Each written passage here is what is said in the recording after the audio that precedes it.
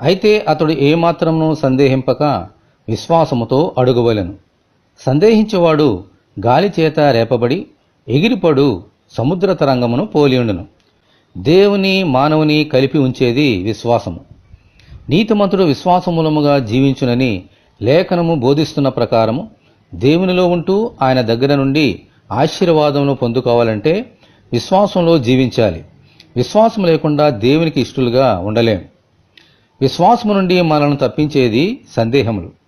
పేతురు ప్రభునందు విశ్వాసముంచి నీళ్ల మీద నడిచాడు, కానీ అలలను చూసి భయపడి మునిగిపోసాగాడు.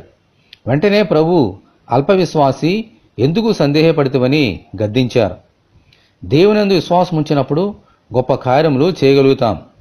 సందేహపడినప్పుడు గాలి చేత రేపబడి ఎగిరిపడు నిలకడలేని స్థిరము లేని సముద్ర తరంగముల వలె ఉంటాం.